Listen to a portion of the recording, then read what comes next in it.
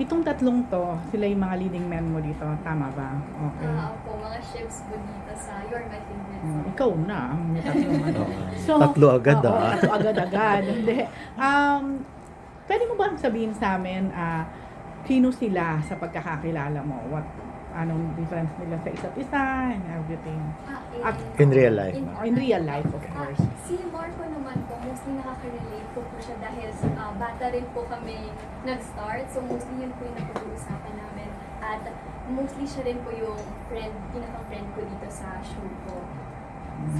Si Heath naman po ay naging ka-workshop ko na rin po before, pero mostly mas nagkasama po kami sa bahay ni Kuya. Siya naman po si Miguel dito sa You're My Favorite Song. At si Calix po, or si Clifford in real life, siya naman po mas naging ka-close ko rin po siya sa bahay ni Kuya kasi naging magkakagrupo po kami lahat din. So doon po na pakita talaga yung friendship namin at I'm sure makikita nyo rin po yun dito sa You're My Favorite Song. Lahat po ng buong friendship namin. So, PBB na buo tong love team ninyo, Cup Hit. Very thankful po sa lahat po ng sumusuporta dahil para sa inyo din po, sa lahat po ng sumusuporta sa amin, individual man po or ships po, para sa inyo po itong You're My Favorite Song. So I really hope na supportahan po ninyo lahat. Ako naman po, ganoon din po, I'm really thankful and na dahil po sa kanila na nagawa po itong You're My Favorite Song po and I'm really excited to portray my role here, Miguel, sa You're My Favorite Song and ayun, first ano ko rin po, lead role po, kaya excited na rin po. Kaya ayun, I'm really thankful and maraming salamat sa lahat ng support po sa amin. Okay. One last song na lang. Hindi ko kayo tatanungin One na last lang. song. Ay, last song. Tuloy mo ba yan? Hindi ko kayo tatanungin ng favorite song nyo. Tatanungin ko yung three guys about song ang pwede nyong sabihin na favorite nyong ibigay para kay Caprice. O yung parang team song nyo for Caprice. Oo, parang ganun. Simulan natin kay Marco. Siguro, Just the Way You Are by Bruno Mars.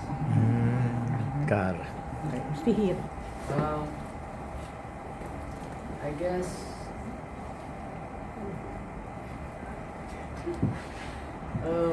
ano po, yung Teka lang, nag-teach mo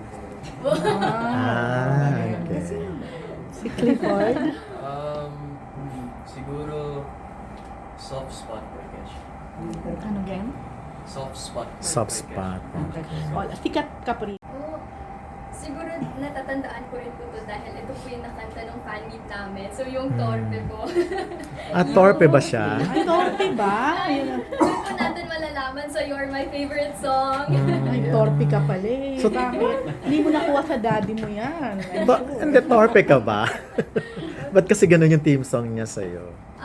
Parang yun po kasi yung naging theme song po namin as Caprice and Heath. Sa bahay pa lang po ni Kuya. Okay. Pero dahil nga may pagka ganon, may torpe ka ba? Ano? Oo, baka mag-mark ka sa kanya. Diretsuhan tanong. I don't know. Ayan. My favorite song na nakaka-relate po ako these days, siguro Never Say Never by Justin Bieber. Wow. Siguro just not to give up with anything. Okay.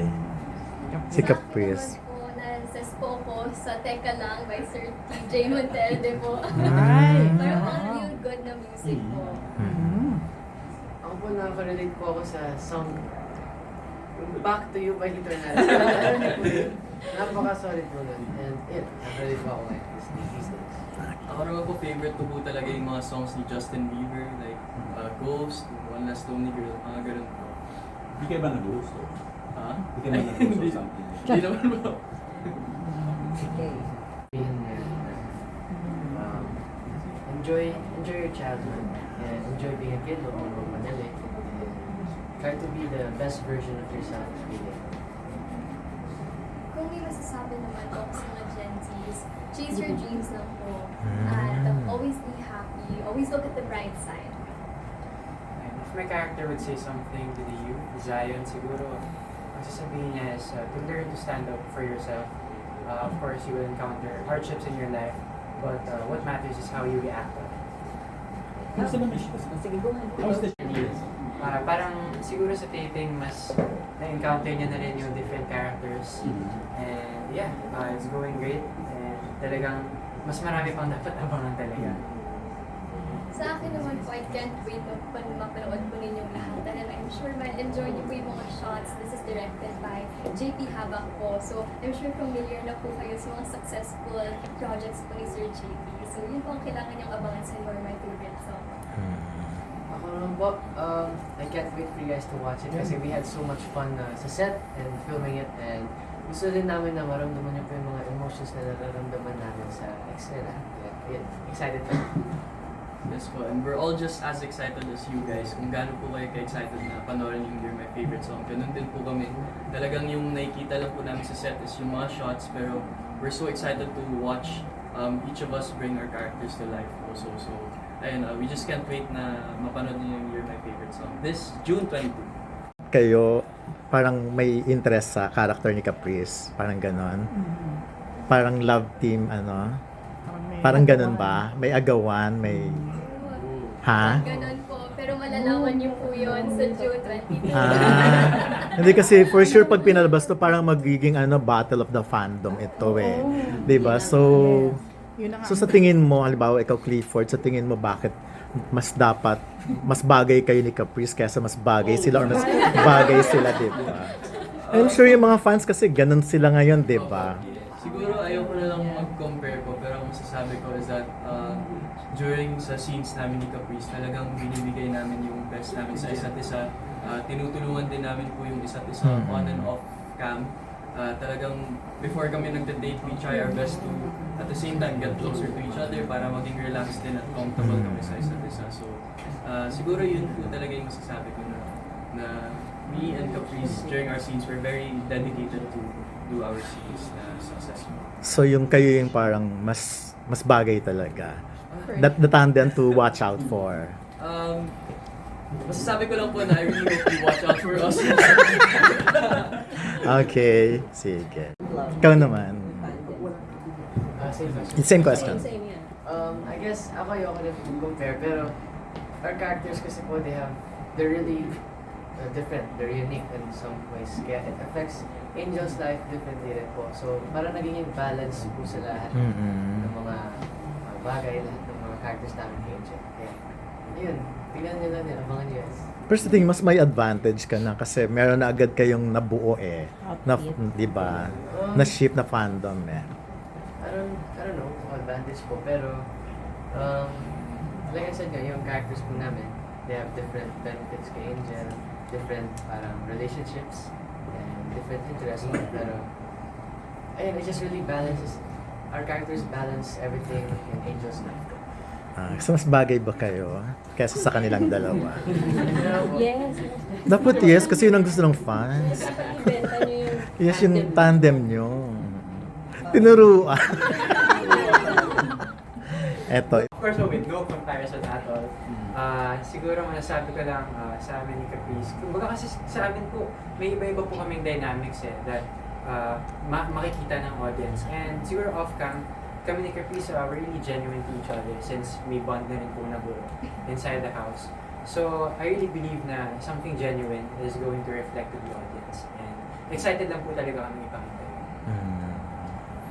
Ako po na-excite lang po ako na mapanood ninyong lahat at sana po supportahan niyo po lahat ng mga makakapartner ko po dito, lahat po ng kasama namin dito na cast dahil lahat naman po sila iba-iba po yung personality nila.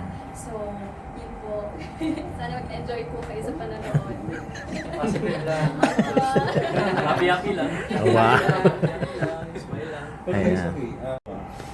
What do you want to say to them? The message niyo. Lagi ko din naman po nasasabi na happy shipping lang po, peaceful shipping, at I hope na mag-enjoy lang naman po sa ships, pero mga happy lang po and positivity lang po yung nasi-share. And ayun, since si Caprice po yung parang may ship sa aming tatlo dito, siguro I just wanna say na huwag na natin siya i-pressure din kasi Kala ko it's her problem na. yeah, kasi sobrang galing niya talaga sa craft niya and I would like to appreciate that more with Caprice. Malisik. Any comments?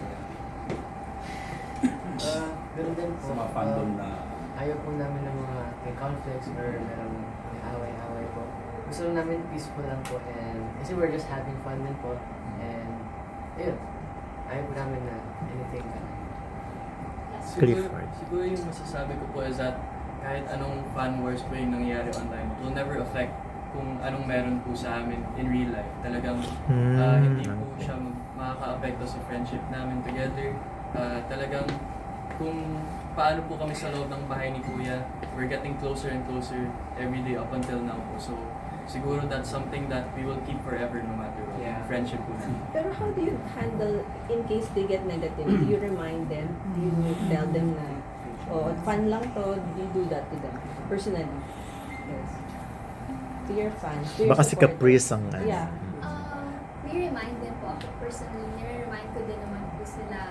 Pero not always naman po kasi I'm sure na kung sino naman po yung mga nagla-love sa amin ay susundin naman po yung pure positivity lang po and peaceful shippings lang naman po. Okay.